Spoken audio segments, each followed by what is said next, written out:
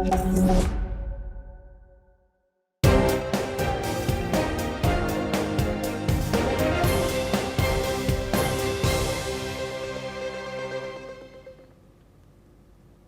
and welcome. I'm Uspenivka and you're watching the NewsX Eurozone. Let's take a look at the top headlines of this hour. Hungary's Prime Minister Viktor Orban will meet US President Donald Trump in Washington today to seek a waiver from US sanctions on Russian oil, as his country remains heavily dependent on Moscow for energy. The meeting seen as a symbolic boost for Orban ahead of next year's elections amid tensions with the EU over Ukraine. Georgian prosecutors have charged 8 opposition figures, including jailed ex-president Mikhail Saakashvili, on plotting to overthrow the government and aiding foreign powers amid criticism by the EU, while the opposition has denounced the move as an attempt by the ruling Georgian Dream Party to impose a dictatorship as tensions escalate.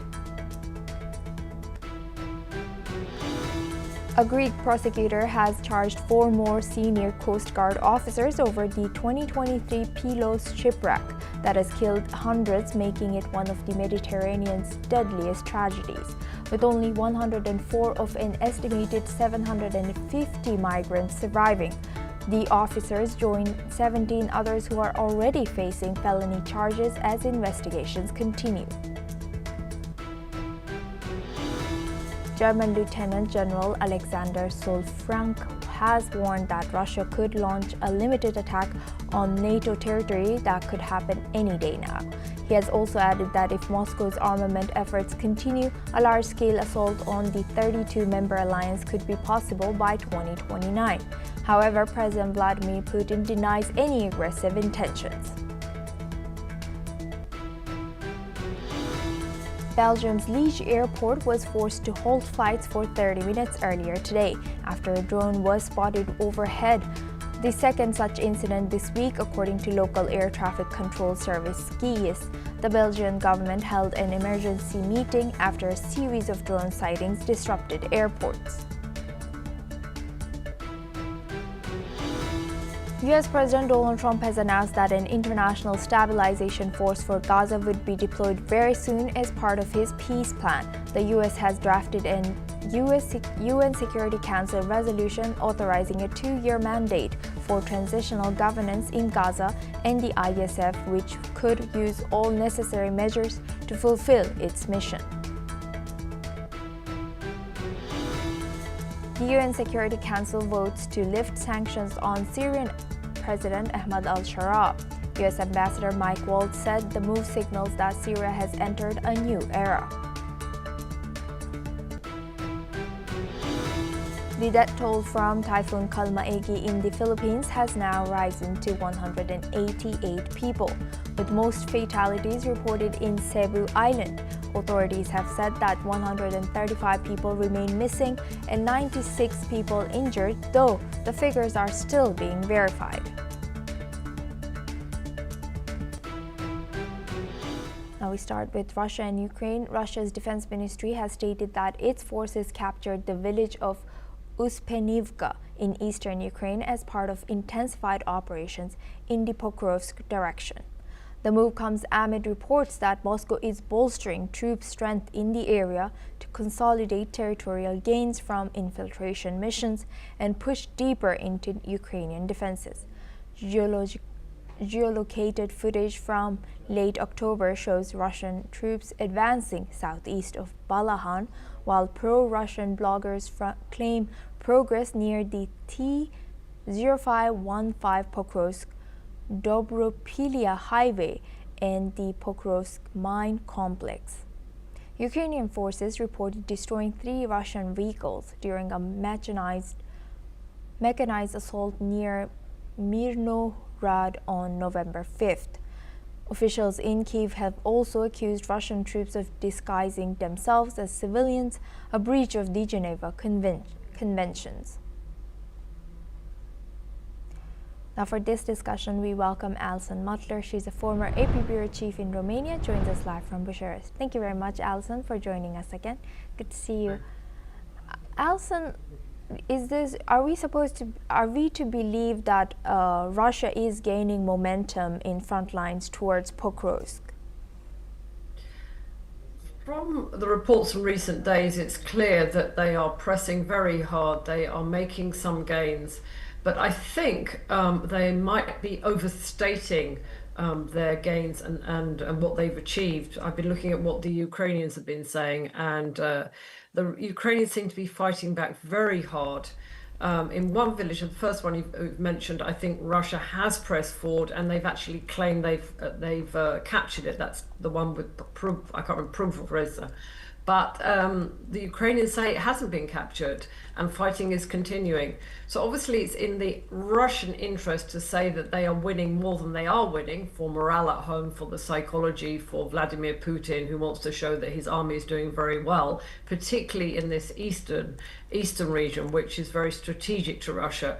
But it's not clear. I think they are probably overstating it. I think there's definitely an offensive. There's no doubt about that. They're definitely trying their hardest. You know, as your report said, some of them are reported to have dressed up as civilians, which is against the UN Convention. But it seems, from what I'm reading from the Ukrainian side, that they haven't actually gained what they said they have gained. But again, the problem is we don't have any independent observers in there. We don't have the Red Cross. We don't have, more importantly for me, we don't have the international media in there. So it's just listening to both sides. But Russia does have a long tradition of propaganda and hybrid war, and they are very good at promoting narratives that suit their purpose. And you know, we also saw that Ukrainian forces reported that Russian army or army personnel disguised as civilians in those regions.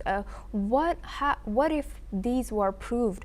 Is there any repercussions of such acts towards Russia? I think also with earlier other anti-war offences which are against the Geneva Convention, there are prosecutors, obviously in Ukraine, but not only in Ukraine, UN prosecutors who will be keeping records of these violation of the UN Convention, of which there have been very, very, very many reported over the last almost 4 years. So this will be recorded for sure by prosecutors, and at some point there will be a trial, but justice obviously moves very slowly compared to what happens on the battlefield. But for sure, if there are reports of this, credible reports of this, and obviously there would need to be some evidence, then yes, prosecutors will be noting this down and building a case against Russia for accusations of violating the Geneva Convention, for sure. Yes, indeed. Thank you, Alison, for sharing that. Please stay with us as we stay on this topic now. Now, the Kremlin has defended North Korea's reported ballistic missile launch, saying Pyongyang has a legitimate right to take measures to ensure its security. The statement comes amid growing Western concerns over deepening military cooperation between Moscow and Pyongyang.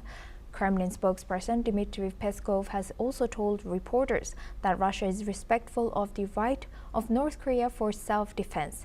Russia has increasingly aligned itself with North Korea since the start of its war with Ukraine, exchanging diplomatic and defense support in defiance of Western sanctions. Now we go back to Alison Mutler. She's a former AP Bureau Chief in Romania, joins us live from Bucharest. Thank you very much, Alison, for staying with us. Now looking at this, how do you see Russia and North Korea's alignment now, as we also think that it's very close, more than ever before? And also, how do you analyze Russia's continuous defense of North Korea's missile launches as self-defense? Do you think it can be justified? It doesn't matter whether it can be justified. Russia and North Korea have a strategic military and political alliance now, particularly since Russia invaded Ukraine. We know that I think it was the first actual evidence that that North Korean soldiers were actually fighting Ukraine. Obviously, there's always been, paid soldiers, military soldiers, which are paid, but they're not official. But I think I don't know. It came out last summer that North Koreans are actually fighting on the ground in Ukraine. So North Korea is extremely important for Russia as an ally, and also for their military, for their war program, for their war efforts. And politically, Russia is a dictatorship, whether it says it is or not. And North Korea is the world's probably most famous dictatorship. So they do have ideological links as well. And when in a time of war, allies stick together. It doesn't matter whether the other side is wrong or right. They stick together. And that's what Russia is doing with North Korea. And I'm sure North Korea is very grateful for Russia's support, but also Russia really needs North Korea as well. So we can expect on the international stage, whatever happens, that Russia will defend North Korea, and North Korea will continue to provide soldiers to fight in Ukraine. Right. With that, I would like to thank Alison for sharing that insight. Please stay with us as we come back to you for our next discussion as well. Now, moving on, a top German military official has warned that Russia has the capacity to launch a limited attack against NATO territory at any time, stating that it could happen as early as the next day, depending on the military posture of Western powers. Lieutenant General Alexander Solfrank, who heads Germany's Joint Operations Command and oversees defense planning, has also echoed NATO warnings that Russia could potentially mount a large-scale assault on the 32-member alliance as early as 2029 if its armament efforts persist. However, the Russian president has denied any aggressive intentions, claiming that Ukraine war is a defensive response to NATO's expansionist ambitions. In recent months, tensions between the West and Russia have increased multifold as Europe seeks to utilize frozen Russian assets to fund loans to Ukraine and considers the potential transfer of long-range weapons. The frontliners have intensified with strikes on critical energy facilities and civil infrastructure from both sides. Now we welcome back Alison Mutler. Thank you very much, Alison, for staying with us. Alison, now looking at this, even though Russia denies any expansion or attacking NATO, but how credible are NATO and German assessments of potential Russian attack? What do you think? I would personally take Germany very, very seriously. Germany had a very interesting relationship with Russia. They had a strategic alliance. They depended on them for energy, and there was a political goodwill. If we think of Gerhard Schröder, the former chancellor, who now works for a Russian company, and even Angela Merkel, she enjoyed a warm relationship with Vladimir Putin. Obviously, this is before Russia invaded Ukraine, but they historically, Russia and Germany in the last decades have had a very, very good relationship. Now that has changed as the situation has changed in Europe as the war has continued, and particularly since Friedrich Merz was elected Chancellor. I think he said a couple of months ago, which was quite a grave statement, we are no longer at peace with Russia. And that was quite significant because of Germany's historic friendship with Russia. And it's clear that the Germans are very well aware of the fact that the war could spread to Europe. And now we have this general, to be honest, stating the obvious. But what makes it interesting is the fact that he is the most senior military official in Germany. And Germany is a very serious country and would not like to be in this position with Russia, with which it had a good relationship in the past. So I think it's to be taken very, very seriously. And if we look at the situation, we have already had drone incursions. I know Russia denies that it was its drones and said that NATO did it itself, but that generally seems to be part of the usual Russian denial hybrid war, where they don't admit anything. They don't even say that war is Ukraine. They call it a special military operation. It's absolutely absurd.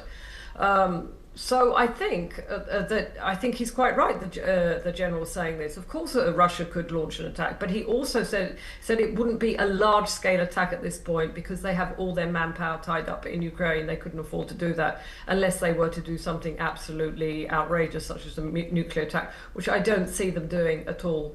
At the moment, because they would prefer to escalate the war gradually rather than just pull their bigger weapons out. But yes, of course they could. We've already had drone incursions. They could do it. I don't know where. I think military officials, military experts, military intelligence know where. But yes, and I think what the German general is saying, they're trying to warn Europe. We cannot think that this war is just going to be limited to Ukraine. It could spread beyond Ukraine's borders into Europe, into European allies, into NATO countries, into EU countries. So I think his statements, as much as anything, are a wake-up call for people who still think that it's peace as usual in Europe.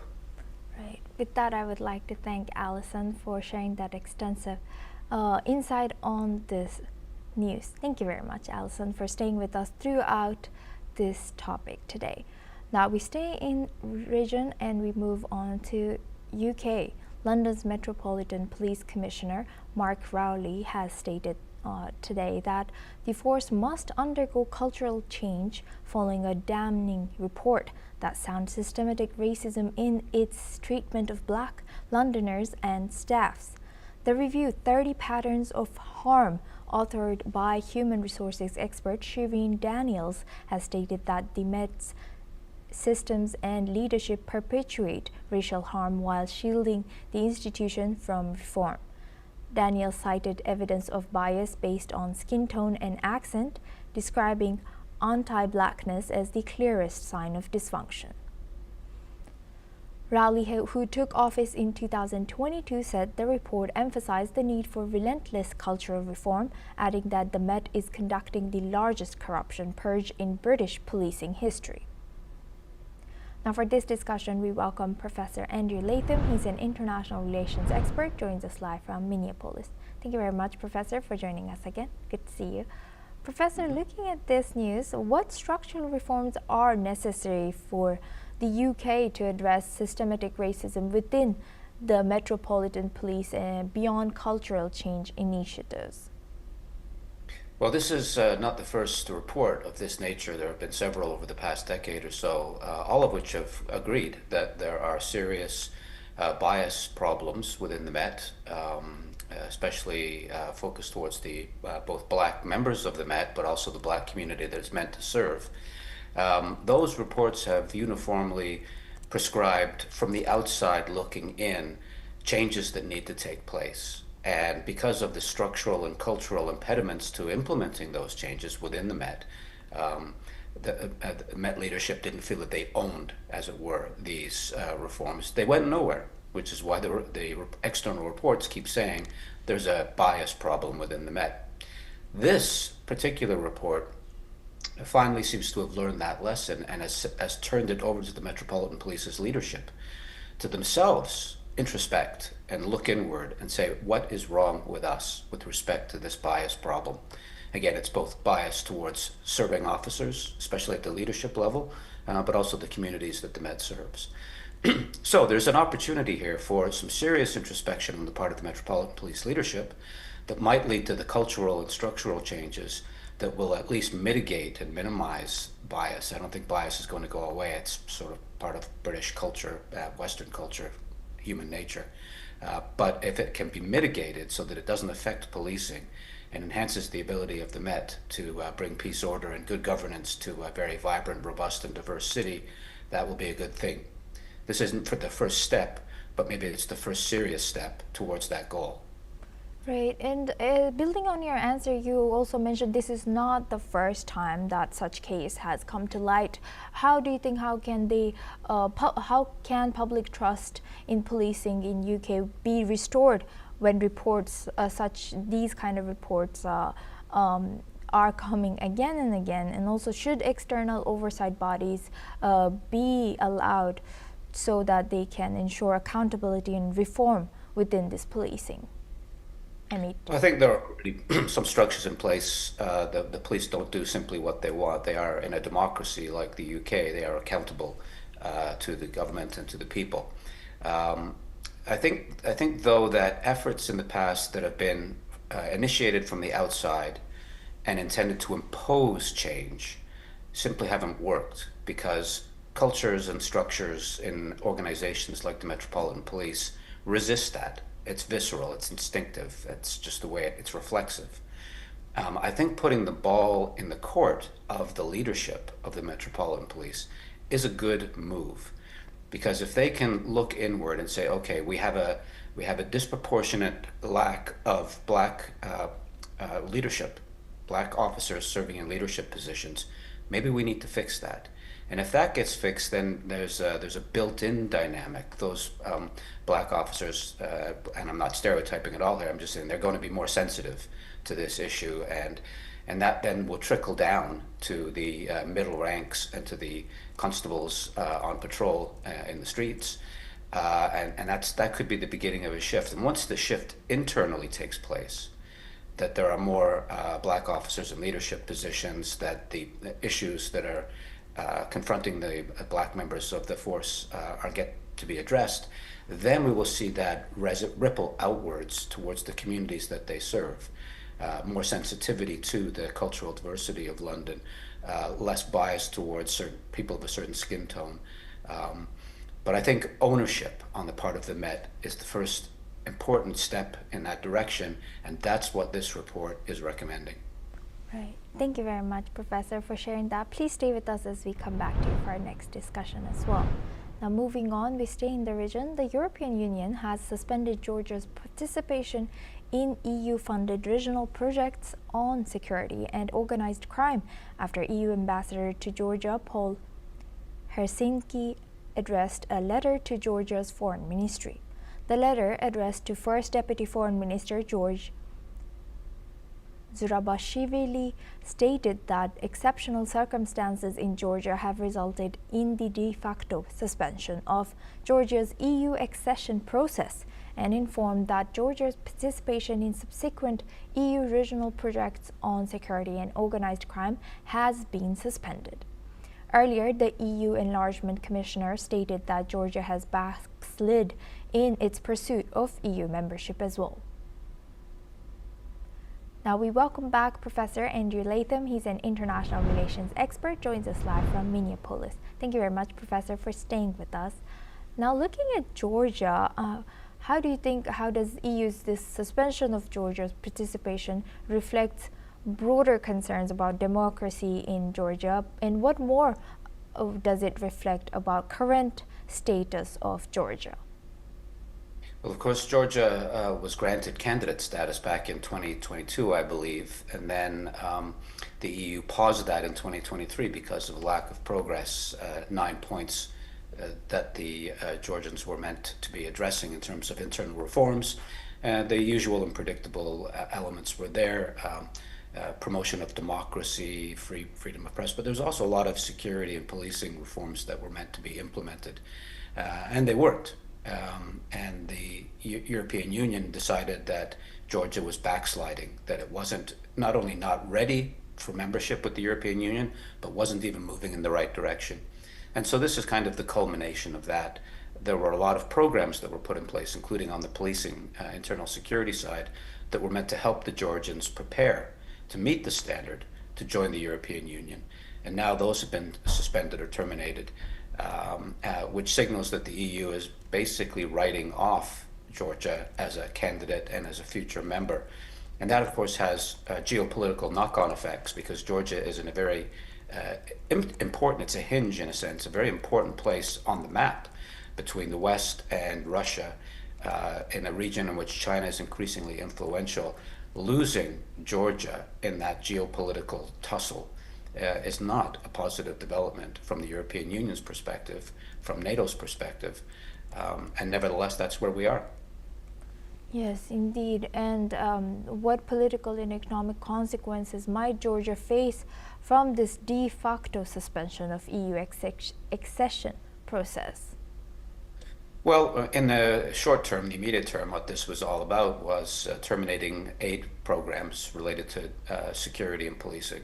So there's that, but that's the tip of a very big iceberg. I think it will have further effects down the road in terms of Georgia's access to markets, freedom of movement, investment, security and defense cooperation, diplomatic alignment. All of those things are going to be affected if the decision has been made definitively, which it appears it has, that Georgia is not fit for the European Union and is not even moving in the right direction, then a lot of barriers are going to go up. And from a rational perspective in Tbilisi, in Georgia, they're going to look at this and say, well, if the Europeans aren't going to be our friends in this neighborhood, we need friends. Who are those friends going to be?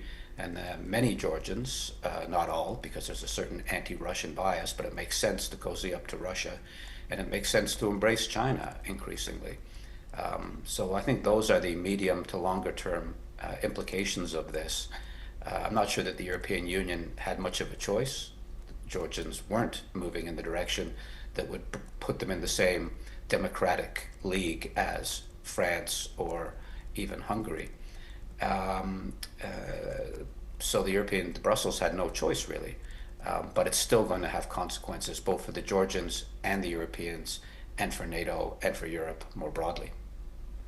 Right. With that, I would like to thank Professor Andy Latham for joining us and sharing that insight.